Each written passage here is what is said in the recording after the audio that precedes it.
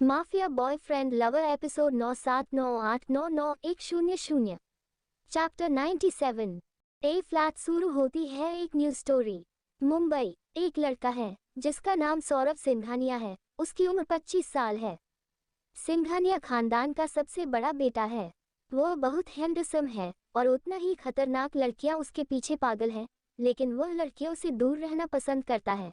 लड़कियां उसको बिल्कुल पसंद नहीं है। जो भी उसके करीब आती है वह उसे बर्बाद कर देता है। उसे पूरे मुंबई शहर में मौत का देवता कहा जाता है। उसके 2 छोटे भाई जिसका नाम आदित्य और अभी है, एक छोटी बहन रिया, 4 दोस्त सूरज गोयल, राजवीर बजाज, आकाश आर्यन, कार्तिक कपूर, दादी नाम कोमल सिंघानिया जिनकी उम्र 63 साल है, दादाजी नाम मनीष सिंघानिया जिनकी उम्र 69 साल है। सब लोग सिंघानिया विला में रहते हैं। सौरभ भारत का सबसे बड़ा बिजनेसमैन है, साथ ही बहुत खतरनाक है। सौरभ का बिजनेस विदेशों में भी फैला हुआ है। वो इतना खतरनाक है कि लोगों को मरने के लिए एक बार भी नहीं सोचता। उससे पूरे शहर की पुलिस भी डरती है। सौरभ का विला बहुत बड़ा है, पूरे घर में बॉडीगार्ड लगे हुए हैं। सौरभ अपने घर वालों से बहुत प्यार करता है। घर वालों के लिए जितना ही अच्छा बाहर वालों के लिए इतना ही खतरनाक है। उसे झूठ बोलने वाले लोग बिल्कुल पसंद नहीं। उसके दुश्मनों की कमी नहीं है। जितना बड़ा बिजनेसमैन है उतने ही दुश्मन है। सुबह का वक्त है। सभी लोग हॉल में बैठे हुए एक दूसरे से बात कर रहे हैं। तभी सौरभ को उसके एक आदमी ने कॉल किया और बोला, बॉस वह आदमी मिल गया है जो आपके ऊपर हमला किया था। सौरभ ने उसे कहा, तुम उसे जंगल वाले आउट हाउस में ले जाओ, मैं अभी आता हूँ। सौरभ ने यह बात अपने दोस्तों को बताई और उनके साथ आउट हाउस के लिए निकलने लगा। तब दादी जी ने पूछा, कहाँ जा रहे हो? उसने कहा, दादी बस थोड़ी देर में आता हूँ। ये कहकर वो और उसके दोस्त निकल गए। सौरभ और उसके दोस्त कुछ बॉडीगार्ड के साथ थोड़ी ही देर में जंगल के आउट हाउस में पहुंच गए, जहां उसके आदमियों ने एक आदमी को बुरी तरह मारपीट कर फर्श में फेंके हुए थे। उसने उस आदमी से कुछ भी नहीं पूछा और सीधे उसको शूट कर दिया। तब एक लड़की ने उस आदमी को मरते हुए देख लिया। वो लड़की बहुत डर गई थी और उस लड़की को बहुत गुस्सा आ रहा था, क्योंकि जिस आदमी को उसने मारा था वो उस लड़की का बड़ा भाई था। लड़की के बारे में कहे तो उसका नाम शिवी शुक्ला है, उम्र 23 साल है। लड़की देखने में बहुत खूबसूरत है। उसका रंग गोरा, काली आंखें, घुंघराले बाल है। वह लड़की दुबली पतली है। शिवी एक मिडिल क्लास फैमिली से है। उसकी सौतेली माँ सौतेली बहन उसे बिल्कुल पसंद नहीं करती है। उसके पिता उसे बहुत प्यार करते हैं, जिसके कारण उसकी सौतेली माँ उसे नापसंद करती है और जब उसके पापा घर पर नहीं रहते हैं तब उसे मारती भी है। शिवी और उसका भाई छोटे थे जब उनकी माँ उन्हें छोड़कर चली गई। शिवी का भाई रोहन जिसकी आयु 28 है। शिवी की माँ की आज उम्र 45 साल होगी, जिसके बाद उसके पिता ने दूसरी शादी कर ली। पिताजी की उम्र 49 साल है। उसके बाद उसकी एक बहन हुई। वो अपनी बहन को बहुत प्यार करती है, लेकिन सौतेली बहन सौतेला जैसा व्यवहार करती है, सिर्फ अपने माँ के कहने पर। सौतेली माँ का नाम बरखा और बहन का नाम मिया है। बरखा की उम्र 42 साल है और मिया की उम्र 21 है। मिया बहुत सुंदर लड़की है और उतनी ही जिद्दी है, लेकिन शिवी से जितना नफरत करती है उतना प्यार भी करती है। जब शिवी ने देखा उसके भाई को एक आदमी ने मार दिया, वह गुस्से में उस आदमी के पास गई और बोली, तुम्हारी हिम्मत कैसे हुई मेरे भाई को मारने की? वह बेशक दिखने में कमजोर थी, लेकिन 3-4 आदमी को पीट सकती थी। जब सौरभ ने देखा कि एक लड़की उसे उस आदमी को मारते हुए देख लिया है, उसे बहुत गुस्सा आया, लेकिन जब वह उस लड़की को देखता है उसमें खो गया, क्योंकि वह वही लड़की है जिससे वह सीक्रेट लव करता है। वह उस लड़की से प्यार करता है, यह मानने के लिए तैयार नहीं है, लेकिन वह लड़की जब भी उसके सामने आती है उसमें वह खो जाता है। जब सौरभ के आदमियों ने देखा एक लड़की उसके बॉस के ऊपर चिल्ला रही है, तब उन लोगों ने अपने मन में सोचा, अब तो हम गए, अब सर हमें नहीं छोड़ेंगे, पता नहीं ये कहां से आ गई। एक आदमी ने उस लड़की को बाहर निकालने के लिए उसका हाथ पकड़ा ही कि सौरभ ने बोला, उसे हाथ भी मत लगाना, उसे मैं हैंडल कर लूंगा, तुम इस लाश को ठिकाने लगाओ। जब ये शिवी ने सुना उसने बोला, कोई मेरे भाई को हाथ नहीं लगाएगा वरना मैं सबको मार दूंगी। शिवी गुस्से में सौरभ को देखा और बोली, मैं अपने भाई की मौत का बदला तुमसे जरूर लूंगी। तब सौरभ ने कहा, जानती हो मैं कौन हूँ? शिवी ने कहा, कोई भी हो मैं बदला जरूर लेकर रहूंगी। Wait and watch. सौरभ को ये सुनकर बहुत बुरा लगा। वो यह नहीं जानता था कि उसे बुरा क्यों लग रहा है, लेकिन उसका दिल बहुत हट हो रहा था। उसे यह पता ही नहीं चला कि वह उस लड़की से प्यार कर बैठा है, क्योंकि उसका दिमाग उसे यह मानने ही नहीं देता था कि वह किसी से प्यार करता है। सौरभ के दोस्त ने जब शिवी की बात सुनी उससे रहा नहीं गया और उसने कहा, तुम सौरभ सिंघानिया से बदला लोगी, सिंघानिया एम्पायर के प्रेसिडेंट से तुम उससे बदला लोगी। शिवी ने कहा, कोई भी हो उससे बदला तो मैं लेकर रहूंगी। और उसके बाद शिवी ने अपने भाई को बड़ी मुश्किल से उठाया और अपने साथ ले गई। जब सौरभ के आदमियों ने देखा कि उनके सर उस लड़की को कुछ नहीं बोले, उन्हें अजीब लगा, लेकिन बॉस के सामने मुंह खोलने की किसी की हिम्मत नहीं हुई क्योंकि वह सब अपने बॉस से बहुत डरते हैं क्योंकि वह कभी भी किसी को भी मार सकता है। सौरभ का पर्सनल असिस्टेंट जिसका नाम रॉबिन था, उसे शिवी के ऊपर बहुत गुस्सा आ रहा था। उसकी हिम्मत भी कैसे हुई उसके बॉस के ऊपर चिल्लाने की और उससे बदला लेने की। सौरभ ने जब देखा रॉबिन कुछ सोच रहा है, उसने कहा, उस लड़की के बारे में मत सोचो, वह कुछ नहीं कर पाएगी मेरा। रॉबिन ये सुनकर सोचने लगा, बॉस को कैसे पता चल जाता है कि मैं क्या सोचता हूँ। तब सौरभ ने कहा, तुम ये सोच रहे हो मुझे कैसे पता चल जाता है, तुम लोगों के एक्सप्रेशन से मुझे पता चल जाता है। एंड रिलैक्स, यहाँ पर सब साफ करो, अब मैं जाता हूँ। ये कहकर उसने अपने दोस्तों को इशारा किया और उनके साथ वहां से निकल गया।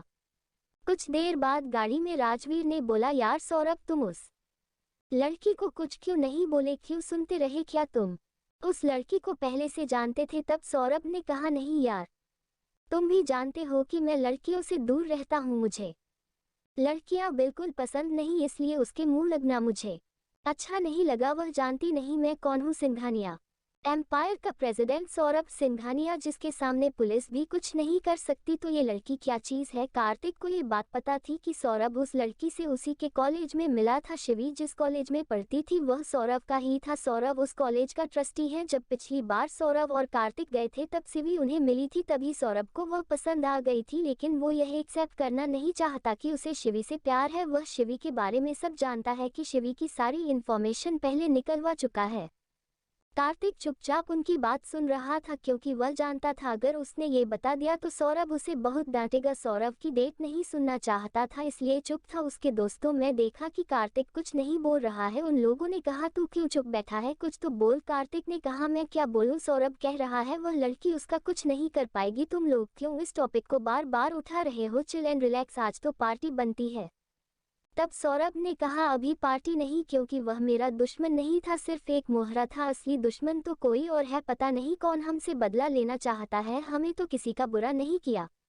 सौरभ एक अच्छा आदमी है, वो सिर्फ अपने दुश्मनों से ही बदला लेता है, अच्छे लोगों के साथ बिल्कुल बुरा नहीं करता। अगर सौरभ को पता होता है कि वह आदमी शिवी का भाई है तो उसे वह बिल्कुल नहीं मारता, लेकिन अब वह कुछ नहीं कर सकता। थोड़ी देर में सब लोग सिंघानिया विला पहुंच गए। उसका छोटा भाई दौड़ते हुए आया और अपने भाई के गले लग गया और बोला, भैया आप सुबह सुबह कहाँ चले गए थे? आप मुझे अपने साथ क्यों लेकर क्यों नहीं गए थे? आप मुझे क्यों छोड़कर चले गए? सौरभ ने कहा, शांत छोटे, मैं किसी काम से गया था। पीछे से दादी ने कहा, बेटा बिना नाश्ता किए हुए तुम चले गए थे, आओ नाश्ता करते हैं। तब सौरभ ने कहा, आप लोगों ने नाश्ता नहीं किया? दादी ने कहा, कहाँ बेटा, ये छोटा नटखट है तो इसने किसी को नाश्ता करने नहीं दिया। बोला, भैया आएंगे तब करना है। इधर शिवी जब अपने घर पहुंची उसे एक और शॉक मिला, उसके पिता की डेथ हो चुकी है। वह एक दिन में अपना सब कुछ खो चुकी थी, वह बिल्कुल टूट गई थी, उसे अकेला महसूस हो रहा था। उसने अपने मन में कहा, मिस्टर सौरभ सिंघानिया, तुमने मुझसे मेरा सब कुछ छीन लिया, मैं भी तुमको बर्बाद कर दूंगी, तुमसे अपने भाई की मौत का बदला जरूर लूंगी। भाई की बॉडी देखते ही मिया और रोने लगी और जाकर शिवी की गले लग गई और बोली, शिवी हम अनाथ हो गए, भैया को क्या हो गया? भैया भी मैं छोड़कर चले गए। शिवी ने कहा, शांत हो जाओ छोटी, मैं हूं ना, तेरी बहन तेरे साथ है, तू मत रो। मिसेज शुक्ला ने शिवी से कहा, ये लड़की हमें बर्बाद करके रहेगी, इसके कारण ही आज ये इस दुनिया में नहीं रहे और उसने अपने भाई को भी खा लिया। आज ही सौरभ को अफ्रीका के लिए जाना था क्योंकि अफ्रीका में उसकी बहुत इंपॉर्टेंट मीटिंग थी। तब उसका छोटा भाई जिद करते हुए बोलता है, भैया मैं भी चलूंगा। तो सौरभ बोलता है, अगर तुम चलोगे तो घर कौन देखेगा? घर को संभालना भी जरूरी है ना, अब मैं नहीं रहूंगा तो छोटे तुम्हें ही सारा घर संभालना होगा। बस इतना सुनना था कि अभी के पैर जमीन में रहे ही नहीं। वह उछलते हुए बोला, हाँ भैया मैं ही तो हूँ इस घर का समझदार बेटा, आप बेफिक्र होकर जाए, मैं घर संभाल लूंगा। आदित्य ने कहा, भैया आप टेंशन नहीं लो, आप आराम से जाओ और अपनी मीटिंग अटेंड करो, मैं और आपके दोस्त संभाल लेंगे। सौरभ ने कहा, देखो दोस्तों, सिक्योरिटी अच्छी है लेकिन तुम लोग भी संभल कर रहना, मेरे दुश्मनों की कमी नहीं है और मेरे भाइयों का ध्यान रखना, उन्हें कुछ नहीं होना चाहिए। चाहो तो डबल सिक्योरिटी बढ़ा देना और अपना भी ख्याल रखना, ओके। सौरभ को उसके दोस्त और उसके भाई बॉडीगार्ड के साथ एयरपोर्ट छोड़ने आए, जहां से सौरभ 2 बॉडीगार्ड के साथ अफ्रीका के लिए निकल गया और सारे बॉडीगार्ड उसके दोस्तों और भाइयों के साथ घर वापस आ गए। सौरभ ने शिवी के घर के पास अपना एक एजेंट लगा रखा था जो उसे हर एक मिनट की खबर देता था। उसे पता चल गया था कि मिस्टर शुक्ला अब नहीं रहे। उसे यह जानकर बहुत दुख लगा कि शिवी अकेला महसूस कर रही है। क्या सौरभ अपने दिल की बात समझ पाएगा और क्या शिवी उससे अपने भाई की मौत का बदला ले पाएगी या होगा दोनों के बीच गहरा प्यार? ! चैप्टर 98 ऐसे ही कुछ दिन बीत गए। शिवी की मां ने एक गुंडे से 50 लाख उधार लिए थे। आज वह गुंडा उनसे अपने पैसे वापस मांगने आए थे। उसने बोला, अगर तुम लोग मेरा पैसा वापस नहीं दोगी तो मैं तुम तीनों को मार डालूंगा, और यह कहकर वह चला गया। सौरभ के एजेंट ने उनकी सारी बात सुन ली और वह घबरा गया। उसने तुरंत सौरभ को कॉल किया। सौरभ फ्लाइट में था जिसके कारण उसको कॉल नहीं लग पाया। तब सौरभ के एजेंट ने सोचा कि मैं बाद में कॉल करता हूं जब सर पहुंच जाएंगे, जब तक मैं ही कुछ करता हूं। सौरभ की फ्लाइट लैंड होते ही उसने बाहर आकर देखा कि उसको लेने उसके दोस्त और कुछ बॉडीगार्ड आए थे। उसके भाई घर में उसका स्वागत करने के लिए रुक गए थे। जब घर पहुंचा तो उसके भाई बहुत खुश हुए और आकर अपने भाई के गले लग गए और बोले, आपको हमने बहुत मिस किया, चलिए अंदर, दादी दादा आपका ही इंतजार कर रहे हैं। दादी बोली, आ गया बेटा, कैसी रही तेरी मीटिंग? सब अच्छे से हुआ, चल बैठ। सौरभ ने कहा, दादी सब अच्छा था और हमें डील मिल गई है। दादाजी बोले, बेटा डील मिल गई, अब तो तू शादी कर ले, मुझे अपने पोते पोती का मुंह तो देखने को दे दे, उन्हें बिना देखे ही मैं मर जाऊंगा। तेरी दादा दादी बूढ़े हो गए हैं, कर ले बेटा शादी, बोल मैं तेरे लिए लड़की पसंद कर लूं। सौरभ बोला, दादाजी बस कुछ दिन रुक जाए, फिर आप जिससे कहेंगे मैं उससे शादी कर लूंगा, लेकिन कुछ दिन बाद। दादाजी बोले, ठीक है। दादी बोली, क्या आप बेटा आया नहीं, शादी करने लग गए, उसे कुछ आराम करने दीजिए। चल बेटा, तेरे लिए आज तेरा पसंदीदा खाना बना है, जा नहा कर आ। फिर सब लोग नाश्ता करते हैं। सौरभ अपने रूम में गया और बाथरूम में बाथ लेने लगा। कुछ देर में वह नीचे आया और सबके साथ नाश्ता करने लगा। तभी उसके एजेंट ने कॉल किया और उसको सारी बात बताई। सौरभ ने नाश्ता किया और शिवी के घर के लिए निकल गया। सौरभ बिना बताए वहां से चला गया। उसके दोस्तों को कुछ गड़बड़ लगी, उन लोग सौरभ का पीछा करने लगे। साथ ही सौरभ के भाई उसके दोस्तों के साथ थे, उसका पीछा करने लगे। सौरभ को यह नहीं पता था उसके दोस्त और उसके भाई उसका पीछा कर रहे हैं। इधर गुंडे शिवी के घर में बैठे थे। शिवी की मां ने कहा, आप मेरी इस बेटी को ले जा सकते हैं, मैं इसे आपको बेचती हूँ पूरे 50 लाख में। शिवी की मां ने शिवी को उन गुंडों को भेज दिया। शिवी कुछ भी नहीं कह पा रही थी, उसे एक शौक लग गया था कि उसकी मां क्या कर रही है। मियां अपने रूम में थी, उसे यह नहीं पता चला। जब शिवी को गुंडे ले जा रहे थे तब वह रो रही थी। उसका रोना सुन मियां तुरंत अपने रूम से बाहर आई और उसने देखा कि कुछ गुंडे उसकी बहन को ले जा रहे हैं। जब उसने गुंडे को रोकने की कोशिश की, उसकी मां ने उसको रोका और बोला, उसे ले जाने दे, मैंने उसे 50 लाख में भेज दिया। ये सुनकर मियां के पैरों तले जमीन खिसक गई। मियां थोड़ी देर शौक में रही, फिर उसने कहा, माँ आप ऐसा कैसे कर सकती हो, आपकी बेटी है, अपनी बेटी के साथ ऐसा नहीं कर सकती। मियाँ की माँ ने बोला, मैं ऐसा कर सकती हूँ, मैं कुछ भी कर सकती हूँ। मियाँ ने बोला, हाँ फिर तो आप मुझे बेच सकती हो। मियाँ की माँ ने उसे एक थप्पड़ मारा और बोला, तू ऐसे अपनी माँ से बात करेगी, और वह भी उस लड़की के लिए जो तेरी कुछ भी नहीं लगती। तब मियाँ बोली, सगी से बढ़कर है वह मेरे लिए। हाँ आपके कहने पर मैं उससे नफरत तो करती थी, लेकिन उतना ही प्यार भी करती हूँ। वह मेरे पापा की बेटी है और मेरी बड़ी बहन। सौरभ ने उनकी यह बात सुन ली और उसे बहुत गुस्सा आया। उसकी आंखें लाल हो गई थी, चेहरा गुस्से के मारे बहुत लाल था। उसने गुस्से में दांत पीसते ने कहा, मिसेज शुक्ला आप ऐसा कैसे कर सकती हैं, आपने शिवी को बेच दिया। किसे बेचा है? मैं उसे जिंदा नहीं छोड़ूंगा। किसकी हिम्मत मेरी शिवी को खरीदने की? जब सौरभ के दोस्तों और भाइयों ने सुना मेरी शिवी, उनकी तो आंखें फटी रह गई। उन्हें तो पता ही नहीं चला कि उनका दोस्त किसी लड़की से प्यार भी करता है। सीक्रेट साइलेंट की पता ही नहीं चला। सौरभ दांत पीसकर बोल रहा था कि मिसेज शुक्ला डर के मारे थर-थर कांप रही थी। उनको लगा कहीं ये शिवी का बॉयफ्रेंड तो नहीं। उन्होंने मियाँ से पूछा। मियाँ ने कहा, शिवी का कोई बॉयफ्रेंड नहीं है, पता नहीं ये कौन है। तब मियाँ की माँ ने कहा, तुम कौन हो? सौरभ ने कहा, मैं सौरभ सिंघानिया हूँ, मुझे बुरे लोग बिल्कुल पसंद नहीं और आपसे बुरी औरत मैंने कभी नहीं देखा। जब मियाँ की माँ ने सुना सौरभ सिंघानिया, उनकी तो आवाज बंद हो गई, उनसे कुछ कहते ही नहीं आ रहा था। ऊपर से सौरभ ऐसे दांत पीसकर बोल रहा था कि मिसेज शुक्ला बेहोशी हो जाती। उन्होंने डरते हुए कहा, क्यों पूछ रहे हैं उसके बारे में? सौरभ ने उनकी बात ना सुनते हुए बोला, आपने किसे बेचा है, नाम बताए उसका और कहाँ रहता है। कहाँ मिलेगा वह मैसेज? शुक्ला ने कहा, उसका एड्रेस मुझे नहीं पता पर उसका नाम फरहान है, बस मैं इतना ही जानती हूँ। सौरभ ने कहा, रोबिन अभी के अभी मुझे फरहान के बारे में सब कुछ पता लगाओ और शिवी के बारे में पता करो, मुझे वह सही सलामत चाहिए, अगर उसे कुछ भी हुआ मैं किसी को नहीं छोड़ूंगा। सौरभ के दोस्त और भाई हक्के बक्के होकर उसकी बात सुन रहे थे। उन्हें तो ये सुनकर शौक लगा कि उनका दोस्त किसी लड़की की इतनी परवाह कर रहा है, उस लड़की के लिए वह कुछ भी कर सकता है। कार्तिक को ये पता था पर यह नहीं पता था कि उसका दोस्त उस लड़की से प्यार करता है। उसको भी एक शौक लगा, लेकिन किसी की यह पूछने की हिम्मत अभी नहीं हुई क्योंकि अभी सौरभ बहुत गुस्से में था। थोड़ी ही देर में रॉबिन फरहान का पता लगा कर आ जाता है और बोलता है, बॉस फरहान का पता चल गया है। तब सौरभ बोलता है, अभी के अभी चलो सब लोग वहां, मैं उसे छोड़ूंगा नहीं। उसकी हिम्मत भी कैसे हुई शिवी को हाथ लगाने की, उसका हाथ काट डालूंगा। सौरभ जिसे पसंद करता है उसके लिए किसी की जान भी ले सकता है। सौरभ बहुत गुस्से वाला आदमी है, उसकी फेस पर सिर्फ गुस्से वाला एक्सप्रेशन रहता है, प्यार का और फिक्र का कोई भी एक्सप्रेशन उसके फेस पर आता ही नहीं है। सौरभ, उसके भाई और उसके दोस्त बॉडीगार्ड के साथ फरहान के अड्डे पर पहुंचे। सौरभ गुस्से में गाड़ी से उतरा और अपने आदमियों को बोला, पता करो अंदर कितने आदमी हैं और सबको खत्म कर दो। सौरभ बेशक गुस्से वाला है पर सबको मारता नहीं है, पर आज बात शिवी की थी, आज वह किसी को भी माफ नहीं करने वाला। उसके दिमाग में यह जरूर आ रहा था वह ऐसा क्यों कर रहा है, पर वो ये सब सोचने में अपना टाइम वेस्ट नहीं करना चाहता था। अभी सिर्फ उसे शिवी की टेंशन हो रही थी, लेकिन उसके फेस पर कोई एक्सप्रेशन नहीं थे, वह नॉर्मल ही लग रहा था। सौरभ के दोस्त और भाई हर कदम पर उसका साथ देते हैं, चाहे बात लड़ाई की हो ये बिजनेस की, वो हमेशा उसके साथ रहते हैं। उन्होंने कभी सौरभ को अकेला महसूस नहीं होने दिया। जब सौरभ के पापा और सटीक माँ उसे और उसके भाई बहन को हमेशा के लिए छोड़कर चले गए, तब सौरभ के दोस्तों ने ही उसे संभाला और हिम्मत दी। आज सौरभ जो कुछ भी है अपनी मेहनत से है। सौरभ के आदमियों ने कुछ देर में फरहान के सारे आदमियों को मार दिया। उसके बाद सौरभ, उसके भाई और दोस्त सब लोग अंदर गए। अंदर जाकर सौरभ की नज़र शिवी पे पड़ी। शिवी बेहोश सोफे पर पड़ी थी, उसे बहुत गुस्सा आया, उसकी आंखें लाल हो गई थी। उसने गुस्से में कहा, फरहान शिवी को क्या हुआ, ऐसे क्यों लेटी है? सौरभ को देखते हैं फरहान बहुत डरने लगा, वह सोच रहा था इस लड़की के लिए मौत का देवता आया है, अब मेरा क्या होगा? फरहान डरते हुए बोला, सर वह डर के मारे बेहोश हो गई है, अभी कुछ देर में होश आ जाएगा, हमने उसे हाथ तक नहीं लगाया। फरहान सौरभ के गुस्से से वाकिफ था, उसे पता था अगर सौरभ चाहे तो उसे अभी के अभी मार सकता है।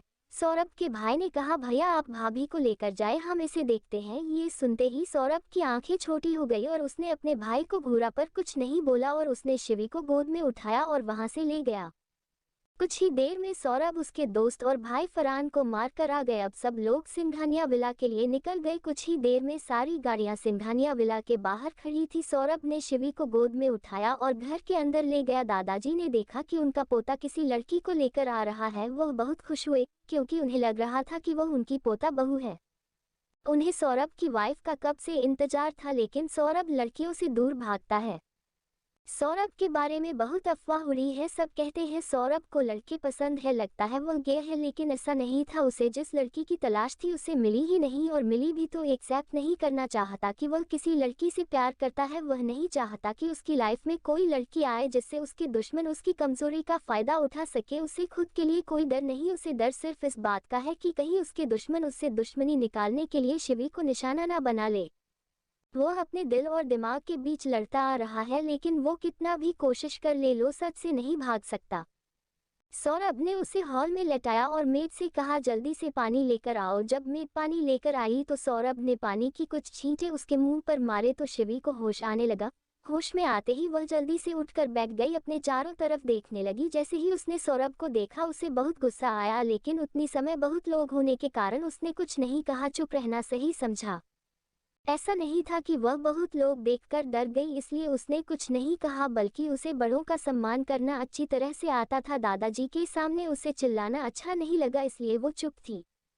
सीबी को सौरभ के ऊपर बहुत गुस्सा आ रहा था, लेकिन वो कुछ भी नहीं कर सकती थी। सौरभ ने शिवी को गोद में उठाकर अपने रूम में ले गया। रूम में पहुंचते ही सौरभ ने शिवी को अपने किंग साइज बेड में लेटा दिया। शिवी ने सौरभ से गुस्से में कहा, हाउ डेयर यू, आपकी हिम्मत भी कैसे हुई मुझे हाथ लगाने की और मुझे यहाँ लाने की? सौरभ ने बिना किसी एक्सप्रेशन के कहा, मैं तुम्हें यहाँ ला सकता हूँ और कुछ भी कर सकता हूँ, क्योंकि मैंने तुम्हें 2 करोड़ देकर खरीदा है। शिवी पहले से ही शॉक में थी। उसकी मां ने उसे 50 लाख में किसी आदमी को बेच दिया। अब ये दूसरा झटका कि उस आदमी ने 2 करोड़ में उसे इस आदमी को बेच दिया। ये सोचते सोचते वह बेहोश हो गई। सौरभ बिना एक्सप्रेशंस के अपने मेड को बुलाया और बोला, इसके कपड़े चेंज कर दो और जब इसे होश आए तो मुझे बताना, अभी उसका ख्याल रखो। इतना कर वहां से चला गया। दादाजी ने कहा, वह लड़की कौन है? तुम्हारा क्या रिश्ता है? शादी करने वाले हो? सौरभ ने कहा, हाँ दादाजी, वह आपकी होने वाली पोता बहू है, सिंघानिया खानदान की बड़ी बहू शिवी सौरभ सिंघानिया। !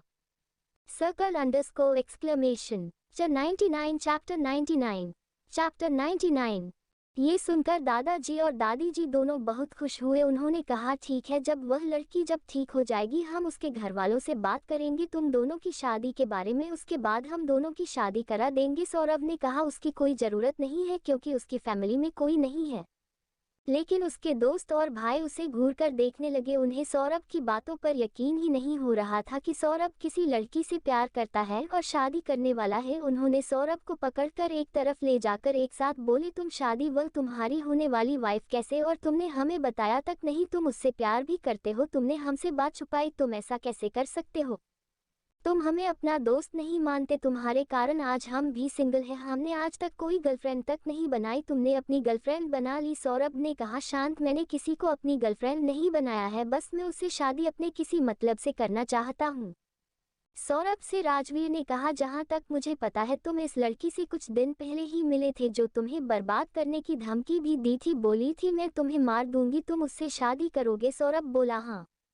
सूरज बोलता है, देख यार, तू सच सच बता, तो सच में उससे प्यार करता है? अब तो हमसे झूठ मत बोल सब। कार्तिक बोलता है, प्यार को तो पता नहीं, पर मैं और सौरभ उससे पिछले महीने मिले थे जब हम कॉलेज गए थे। वह हमारी कॉलेज में पढ़ती है, उसका इस साल फाइनल ईयर है।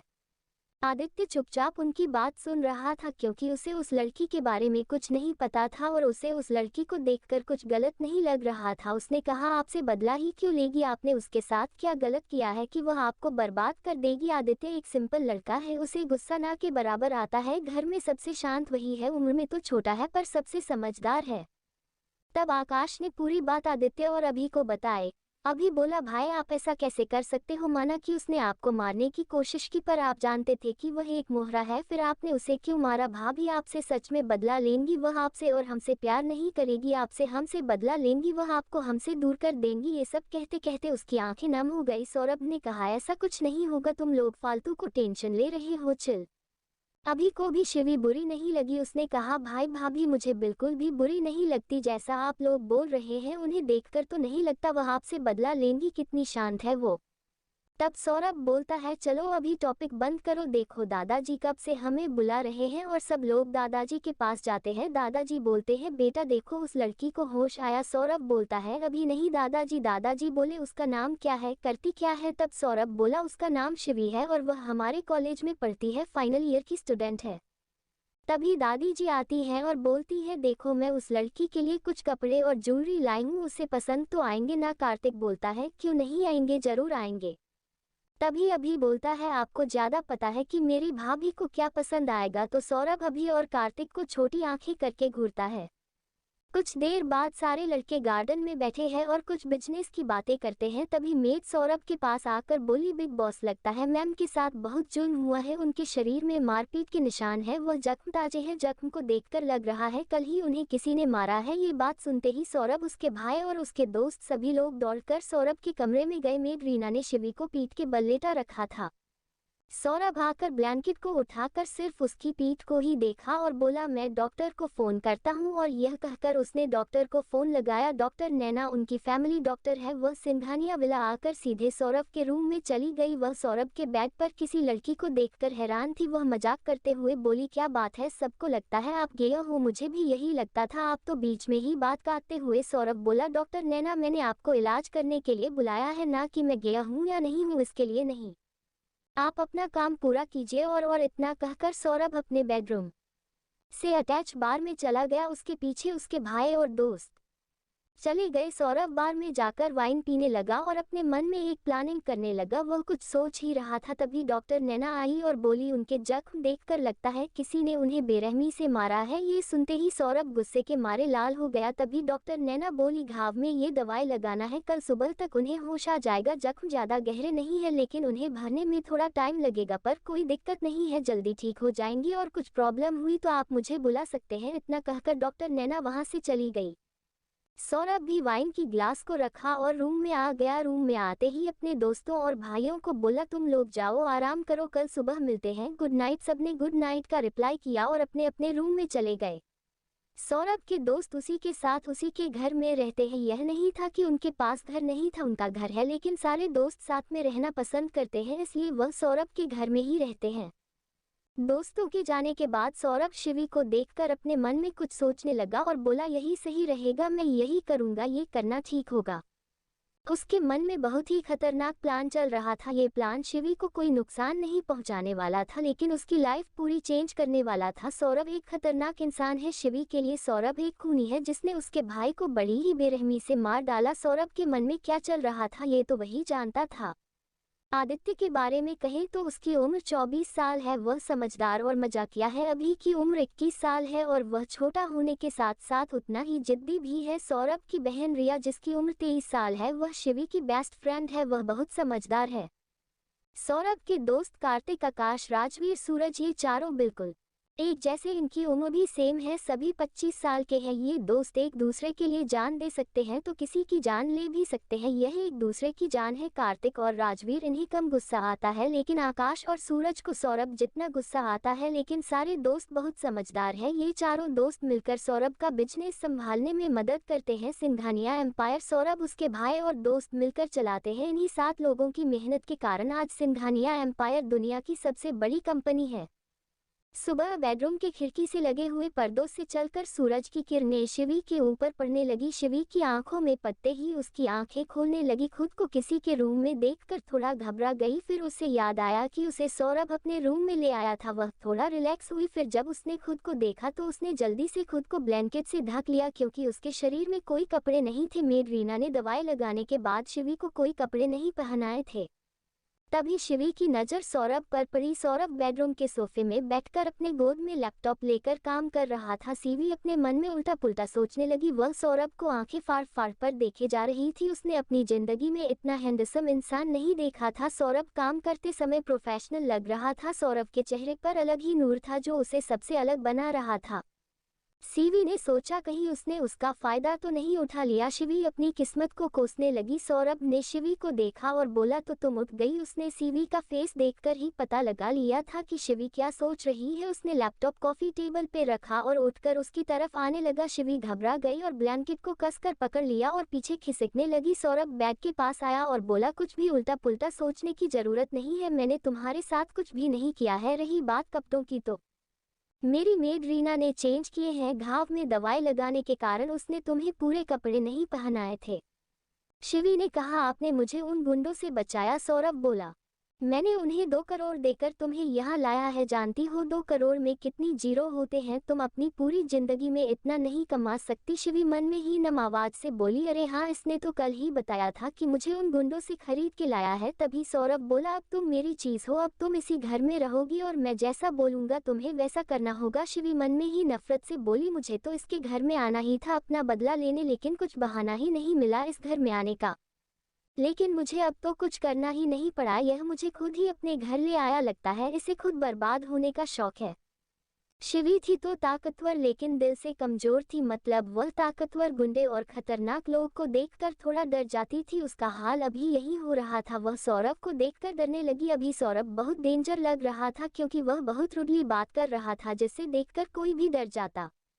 वह मन में सोचने लगी, मैं इससे बदला कैसे लूंगी, ये तो कितना खतरनाक है। तभी सौरभ उसके सामने चुटकी बजाते हुए बोला, कहाँ खो गई? मैंने जैसा बोला है वैसा करो। लोग मुझे रक्षक बुलाते हैं, जो मेरी बात नहीं मानता मैं उन्हें मार डालता हूँ। ऐसा नहीं था कि सौरभ सबको मार डालता है, लेकिन वह शिवी को डरा रहा था, क्योंकि शिवी को डराने में उसे मजा आ रहा था। ये सुनते ही शिवी डर के मारे कांपने लगी। तभी फिर से सौरभ बोला, मैंने कुछ कहा? अब तुम मेरी चीज हो, अब तुम अपने घर नहीं जा सकती, तुम्हें सिंघानिया विला में ही रहना होगा। शिवी ने हाँ में सिर हिला दिया। सौरभ बोला, वेरी गुड। वैसे भी शिवी अपने घर नहीं जा सकती थी, अगर वह जाती भी तो उसकी सौतेली माँ उसे घर में आने ही नहीं देती। सौरभ बोला, वो बाथरूम में जाओ और नहा लो। शिवी डरते डरते धीरे धीरे उठने लगी, उठकर खड़ी हुई और धीरे धीरे चलने लगी। तभी सौरभ उसके और पास आया और उसे अपनी गोद में उठा लिया। शिवी बहुत ज्यादा घबरा गई, उसकी धड़कन ऊपर नीचे होने लगी। सौरभ उसे बाथरूम में ले गया और उसे बड़े से बाथटब में लेटा दिया और अजीब नज़र से देखते हुए कहा, तुम खुद नहा लोगी या मैं कुछ मदद करूं? सौरभ को अब रियलाइज हो गया था कि वह शिवी से सच में प्यार करने लगा है, लेकिन वह ये बात किसी को नहीं बताएगा, शिवी को भी नहीं। जब सही टाइम आएगा तब बता देगा। उसे शिवी को परेशान करने में बहुत ज़्यादा मजा आ रहा था। शिवी ने अपने डर को कंट्रोल किया और गुस्से में बोली, देखिए मिस्टर, आप लिमिट क्रॉस कर रहे हैं, आप यहाँ से जाएं, मैं खुद नहा सकती हूँ, मुझे आपकी ज़रूरत नहीं है, आप यहाँ से जा सकते हैं। तो सौरभ ने कहा, कपड़े और ज़रूरत के सामान बाथरूम के कबर्ड में रखे हुए हैं, अगर ज़रूरत पड़ी तो मैं बाहर बैठा हूँ, आवाज़ दे सकती हो। शिवी ने कहा, मुझे आपकी कोई ज़रूरत नहीं, so you can leave. Saurabh बिना कुछ बोले वहाँ से चला गया। जब शिवी ने बाथरूम को देखा तो थोड़ी देर देखती ही रह गई, क्योंकि बाथरूम काफ़ी बड़ा था। बाथरूम उसके रूम ही जितना बड़ा था। वह बोली, इतना बड़ा तो मेरा रूम है, और अपना सर झटक कर नहाने लगी। सौरभ ने शिवी की लाइफ चेंज करने के लिए क्या सोचा है? क्या वह शिवी के साथ कुछ बुरा करने का सोच रहा है, या वह शिवी के लिए कुछ अच्छा करेगा? क्या शिवी सौरभ से बदला लेगी, या उसे भी सौरभ से प्यार हो जाएगा? नेक्स्ट एपिसोड में देखते हैं क्या होता है। देखते रहिए नाफराट और प्यारथन का सर्कल अंडरस्कोर एक्सक्लेमेशन। चैप्टर 100 नहाने के बाद शिवी ने सौरभ ने जो कपड़े रखे थे उसे पहन लिया। सौरभ ने उसके लिए नर्म कपड़े रखे थे जिससे उसके घाव को कोई प्रॉब्लम ना हो। कपड़े पहनकर वह बाथरूम से बाहर आई और वही बाथरूम के पास खड़ी हो गई। सौरभ वही सोफे में बैठकर रॉबिन द्वारा भेजी गई शिवी की और इन्फॉर्मेशन पढ़ने लगा। उसके पास शिवी की कुछ इन्फॉर्मेशन पहले से ही थी, अब शिवी की पूरी इन्फॉर्मेशन उसने निकलवा ली। अब उसके पास शिवी की पूरी इन्फॉर्मेशन थी। तभी सौरभ की नज़र शिवी पर पड़ी तो उसने कहा, वहाँ क्यों खड़ी हो? शिवी चुपचाप खड़ी रही तो सौरभ फिर थोड़े गुस्से में बोला, वहाँ क्यों खड़ी हो, इधर आओ। शिवी धीरे धीरे उसके पास आने लगी तो सौरभ ने हल्के गुस्से में फिर कहा, अगर इतना धीरे चलोगी तो मेरे पास आते आते 1 साल लग जाएंगे। शिवी दौड़ते हुए आई और सौरभ के पास आज्ञाकारी शिष्य की तरह खड़ी हो गई। सौरभ बोला, भूख लगी है, लेकिन वह चुप रही। सौरभ को पता था कि शिवी संकोची लड़की है, वह सामने से नहीं बोलेगी कि उसे भूख लगी है, इसलिए सौरभ ने सामने से पूछा, फिर भी उसने कोई जवाब नहीं दिया तो सौरभ ने अपना लैपटॉप रखा और खड़ा हो गया। शिवी ने देखा कि सौरभ उससे काफी लंबा है। यह नहीं था कि शिवी की हाइट बहुत छोटी थी, लेकिन शिवी इतनी भी लंबी नहीं थी, वह उसके सीने तक ही पहुंच सकती थी। सौरभ बोला, ऐसे क्या देख रही हो, चलो मेरे पीछे पीछे आओ। वह दोनों डाइनिंग टेबल के पास पहुंचे जहां दादाजी, दादी जी, भाई और दोस्त सब उन्हीं का इंतजार कर रहे थे। उन्हें देखते ही अभी खुश होकर बोला, लीजिए दादाजी, भाई और भाभी आ गए। सब ने उन्हें गुड मॉर्निंग बोला। सौरभ ने उन्हें गुड मॉर्निंग का रिप्लाई दिया, लेकिन शिवी चुप रही। आपको लगा वह शर्मा रही है, इसलिए उन्होंने आगे कुछ नहीं बोला। सौरभ आते ही अपने चेयर पर बैठ गया। पहले शिवी ने कुछ सोचा, फिर वह भी सौरभ के पास वाली चेयर में बैठ गई और अपने चारों तरफ देखने लगी। वहां हैंडसम लोगों की फौज लगी हुई थी, 5-6 हैंडसम लोग तो उसी के पास बैठे हुए थे और बॉडीगार्ड वही खड़े हैं। बॉडीगार्ड भी कुछ कम हैंडसम नहीं थे। वह सबको हक्के बक्के होकर देखने लगी। तभी सर्वेंट ने सबको ब्रेकफास्ट सर्व किया। सर्वेंट ने सौरभ के कहने पर शिवी के लिए हेल्दी और उसका फेवरेट ब्रेकफास्ट बनाया था। उसने शिवी को हेल्दी ब्रेकफास्ट सर्व किया। शिवी ने ब्रेकफास्ट को देखा, उसके मुंह में पानी आ गया, क्योंकि वह सब उसके फेवरेट थे। सीबी सच में बहुत भूखी थी पर खाने में शर्मा रही थी। तभी दादी जी बोली, बेटा शर्माओ मत, ये घर तुम्हारा भी तो है, तुम कुछ खाती पीती नहीं हो, कितनी दुबली पतली हो, एक ही फूंक में उड़ जाओगी। तभी आदित्य अपना खाना छोड़ अपने बगल में बैठी शिवी को फूंक मारने लगा। उसकी यह हरकत देख सब हैरान थे। शिवी को वह बड़ा अजीब लगा। सौरभ ने आदित्य को घूरा और कुछ नहीं बोला। तभी आदित्य बोला, दादी आप बोल रही थी कि यह एक फूंक में उड़ जाएंगी, पर ये तो यहीं पर बैठी है, ये तो हिली तक नहीं। दादी आपका लॉजिक गलत निकला, भले ही मेरी भाभी दुबली पतली है, इसका मतलब यह नहीं कि उन्हें कोई भी एक फूंक में उड़ा देगा। सौरभ ने आदित्य को फिर से घूरा और बोला, चुपचाप ब्रेकफास्ट करो, यह पागलों जैसे हरकतें मत करो। सभी लोग चुपचाप नाश्ता करने लगे। शिवी को कुछ समझ नहीं आ रहा था कि वह लड़का बार बार उसे भाभी क्यों बोल रहा है। सौरभ ने शिवी को देखा और कहा, तुम अच्छे से ब्रेकफास्ट करो। शिवी अपना सर झटकी और खाना खाने लगी। सीबी और आदित्य बड़े अजीब ढंग से खाना खा रहे थे। लगा रहा था कोई जानवर खाना खा रहा है। शिवी तो इसलिए ऐसे खाना खा रहे थे क्योंकि उसे बहुत भूख लगी थी। जब दादी ने कहा उसका घर है, उसने शर्मा को किनारे किया और खाना खाने लगी। उसे सच में बहुत भूख लगी थी। उसने अपने आसपास में नहीं देखा कौन है कौन नहीं, बस खाने पर टूट पड़ी। आदित्य को तो ऐसे खाना खाते हुए सब पहले ही देख चुके थे, लेकिन शिवी को भी आदित्य जैसे खाते देख अभी को बहुत हंसी आने लगी। अभी को हंसते देख सामने अभी की नजरों का पीछा किया। शिवी को ऐसा खाते देखकर सबकी हंसी फूट पड़ी। सौरभ को छोड़कर वहां सब हंसने लगे, पर सौरभ के फेस पर कोई एक्सप्रेशंस नहीं थी क्योंकि वह अपने मन में बहुत हंस रहा था। वह अपने फेस पर हंसी बहुत कम लाता है। वह अपने फेस में हमेशा गुस्से वाला लुक ही रखता है। आदित्य और शिवी तो खाने में इतने मग्न थे कि उन्हें तो कोई होश ही ना था कि कोई उन्हें देखकर हंसे जा रहा है। सौरभ गुस्से में आया और बोला, ये सब क्या है। शिवी ने नजर उठाकर उसे देखा, फिर खुद को और मन में बोलने लगी, मैं ऐसे खाना खा रही थी तभी अभी बोल पड़ा, भाभी आप ऐसे खाना खाती हो सो फनी। अभी की बात सुन आदित्य ने भी शिवी को देखा और बोला, चलो कोई तो है जो मुझे कंपनी देगा। आदित्य और शिवी एक साथ बोले, ये हमारे खाने का स्टाइल है, आप लोग नहीं समझोगे। दादाजी शिवी की इनोसेंट बात सुनकर सोचने लगे, ये फूल जैसी बच्ची जिसका अभी तक बचपना ही नहीं गया, वह मेरे पोते से प्यार करती है, इस डेविल से जिसे पूरी दुनिया डरती है। चलो कोई ना, मुझे तो बस अपने पोता पोती देखने को मिल जाएंगे और मुझे कुछ नहीं चाहिए। वह दोनों खुश तो मैं भी खुश। अब उसे वह पसंद है तो मुझे क्या दिक्कत हो सकती है। और वह खाना खाने लगे। सब लोग खाना खा रहे थे लेकिन अब शिवी की हिम्मत ही नहीं हो रही थी खाना खाने की। अभी कुछ देर पहले ही वह जैसे खा रही थी उसे खुद के ऊपर शर्म आ रही थी। उसने कहा, मेरा खाना हो गया, लेकिन वह वहां से उठी नहीं। उसने सबके खाना खाने का वेट किया। शिवी सबके खाना खत्म होने का इंतजार कर रही थी। तभी आदित्य खाना खत्म करते हुए बोला, भाभी ये सबको अभी टाइम लगेगा, तब तक आप मेरे साथ चलो, मैं आपको पूरा घर दिखाता हूँ। शिवी बड़े ही शांत आवाज में बोली, चलिए दिखाए। और फिर आदित्य शिवी को वहां से लेकर जाने लगा। तभी पीछे से दादाजी शिवी को देखते हुए बोले, बेटा घर देखने के बाद लिविंग हॉल में आना, मुझे बेटा तुमसे कुछ बात करनी है। शिवी दादाजी से बोली, ओके दादाजी, और वहां से चली गई। उनके जाने के बाद दादाजी बोले, कितनी शांत बच्ची है और तुझसे शादी करने वाली है। बच्ची में हिम्मत है जो तुझ जैसे डेविल से शादी करने वाली है, तुझे जिंदगी भर झेलने की। ये बात सुनते ही सौरभ की आंखें खुली रह गई और उसके दोस्त खिलखिलाकर हंसने लगे। दादाजी फिर बोले, लेकिन ये बिल्कुल आनंदी जैसे दिखती है ना। दादी जी ने दादाजी की बात पर हामी भरते हुए कहा, मैं भी यही सोच रही थी। तो सौरभ ने दोनों की बात काटते हुए कहा, आप लोग फालतू को कुछ ना सोचे। फिर सौरभ अपने मन में बोला, ये सिर्फ आनंदी आंटी जैसी दिखती है, कितना डरती है, इसके पास तो आनंदी आंटी जैसे हिम्मत ही नहीं है। और फिर यह सोचते सोचते अपना नाश्ता करने लगा। शिवी घर को देखते हुए बोली, ये तो बंगला है, कितना बड़ा है। शिवी शौक से घर को देख रही थी, उसकी आंखें खुली की खुली रह गई। इतना बड़ा घर देखकर आदित्य बोला, यह आपका भी घर है। घर देखते देखते सौरभ के रूम पहुंचे। तब आदित्य बोला, भाभी यह आपका और भाई का रूम है। अब शिवी को बहुत गुस्सा आ रहा था क्योंकि वह जब से यहाँ आई उसे आदित्य भाभी भाभी बोल रहा था। वह थोड़े गुस्से में बोली, आप मुझे बार बार भाभी क्यों बोल रहे हो, मैं आपकी भाभी कैसे हुई। तब आदित्य बोला, अभी हो नहीं लेकिन बन जाओगी। शिवी को कुछ समझ नहीं आया, उसने कहा ठीक है और वहां से घर देखने के लिए आगे बढ़ गई।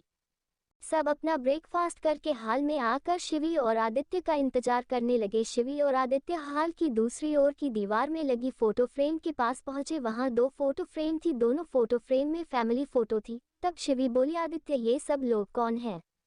आदित्य पहली फोटो फ्रेम को देखकर बोला, ये हमारी आनंदी आंटी की फैमिली है और दादाजी के बेस्ट फ्रेंड की फैमिली की फोटो है। शिवी ने कहा, आनंदी आंटी वह फोटो में कौन सी है। तभी आदित्य बोला, आनंदी आंटी इस फोटो में नहीं है क्योंकि तब वह घर छोड़कर चली गई थी। शिवी ने कहा, ओह अच्छा। फिर आदित्य दूसरी फोटो फ्रेम देखकर बोला, ये दादाजी और दादी जी जिनसे आप अभी मिली है, यह मैं और भाई, यह मेरी मम्मी है और ये मेरे पापा। तभी शिवी बोली, ये दूसरी आंटी कौन है, क्या आपकी बुआ है। आदित्य बोला, नहीं ये हमारी दूसरी मम्मा है। मम्मा की गोद में ये जो छोटी सी लड़की है यह मेरी बहन रिया है और पापा की गोद में अभी है। शिवी बोली, आपकी मम्मा और पापा कहाँ हैं। आदित्य बोला, अब वह दोनों नहीं रहे, वह हमें छोड़कर चले गए। आदित्य बोलते बोलते हैं थोड़ा इमोशनल हो गया। फिर उसने कहा, ये भाई के दोस्त हैं, कार्तिक, आकाश, राजवीर, सूरज, जो बाहर बैठे हुए थे। शिवी बोली, आप सब यहाँ हैं पर रिया कहाँ है। आदित्य बोला, वह यूएसए में पढ़ाई करने गई है, पता नहीं कब आएगी, उसकी बहुत याद आती है। शिवी को अब आदित्य अच्छा लगने लगा। शिवी आदित्य से बोली, आप बहुत क्यूट हो। आदित्य शर्माते हुए बोला, थैंक यू, वैसे मैं हूँ तो बहुत क्यूट, लेकिन किसी को भी मेरी क्यूटनेस नहीं दिखाई देती। आप क्यूट हो इसलिए आपको मेरी क्यूटनेस दिखाई दी। आदित्य बोला, वैसे आप भी बहुत क्यूट हो भाभी, मुझे आप बहुत अच्छी लगी, आप बिल्कुल मेरे जैसी हो, अब मुझे बहुत अच्छा लगेगा। आदित्य और शिवी दोनों बात करते करते हंस रहे थे और हाल में सबके पास आकर सोफे में बैठ गए। शिवी सौरभ की जगह आदित्य तक के पास बैठ गई, जिससे सौरभ को अपने ही भाई से जलन होने लगी, क्योंकि शिवी आदित्य के पास बैठ गई और उससे कुछ ज्यादा ही प्यार से बात कर रही थी। तभी दादाजी शिवी से बोले, बेटा तुम्हारा नाम क्या है और क्या करती हो? तब शिवी ने सौरभ को घूर कर देखा और दादाजी से बोली, आपको हमने कुछ नहीं बताया। दादाजी बोले, ये नालायक बताया तो है, पर मैं तुमसे जानना चाहता हूँ कि तुम बताओगी। शिवी बड़े प्यार से बोली, क्यों नहीं दादाजी, मैं जरूर बताऊंगी, बताए आपको क्या जानना मेरे बारे में? दादाजी बोले, नाम क्या है? तो शिवी बोली, मेरा नाम शिवी शुक्ला है। क्या करती हो बेटा? शिवी बोली, मैं सिंघानिया कॉलेज में पढ़ती हूँ, इस साल मेरा फाइनल ईयर है। दादाजी बोले, सिंघानिया कॉलेज? तो तुम अपनी ही कॉलेज में पढ़ती हो? शिवी को समझ नहीं आया, उसने कहा अपनी कॉलेज। तभी आदित्य बोला, अपनी कॉलेज से मतलब है ये हमारी कॉलेज है। शिवी बोली, अच्छा। दादाजी बोले, बेटा तुम्हारी फैमिली में कौन कौन है? तो शिवी बोली, फैमिली में अब माँ और छोटी बहन है। दादाजी बोले, माँ और बहन? तो शिवी बोली, मम्मा पापा और भाई अब नहीं है। तो दादी जी बोली, माँ तो है ना? शिवी बोली, मम्मा के जाने के बाद पापा ने दूसरी शादी कर ली, उनकी दूसरी वाइफ को ही मैं माँ बोलती हूँ। दादाजी बोले, सबका नाम क्या है? शिवी बोली, दादाजी पापा का नाम आनंद, मम्मा का नाम आनंदी, भाई रोहन, बहन मिया और माँ बरखा शुक्ला। नाम सुनने के बाद दादाजी बार बार आनंद शुक्ला आनंदी बोले जा रहे थे। फिर उन्होंने कहा, तुम आनंदी की बेटी हो? शिवी बोली, जी दादाजी। फिर दादी बोली, भाई का नाम रोहन? शिवी बोली, हाँ दादी जी। दादाजी कुछ सोचते हुए बोले, बेटा तुम अभी जाओ और आराम करो, शाम को तुम्हारे लिए कुछ सरप्राइज है। सरप्राइज का नाम सुनते ही शिवी खुश हो गई और हंसते हुए वहां से चली गई। शिवी को सरप्राइज बहुत पसंद है, इसलिए वह कुछ ज्यादा ही खुश थी। वह खुशी खुशी अपने रूम में आई और लेट गई और सोचने लगी, क्या सरप्राइज होगा? उसे सोचते सोचते नींद आ गई। अब मैं सो गई। क्या सरप्राइज देने वाले हैं दादाजी? क्या सोच रहे हैं? क्या चल रहा है उनके दिमाग में? क्या वो शिवी के बारे में पहले से जानते हैं या उसकी फैमिली को जानते हैं? क्या दादाजी शिवी की शादी सौरभ से करा देंगे?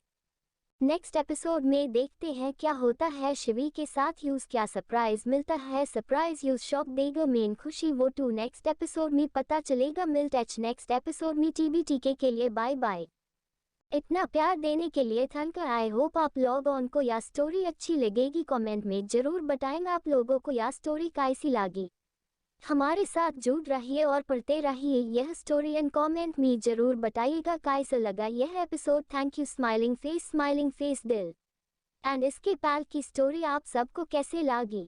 क्लोज आगे एपिसोड देखने के लिए लाइक करें।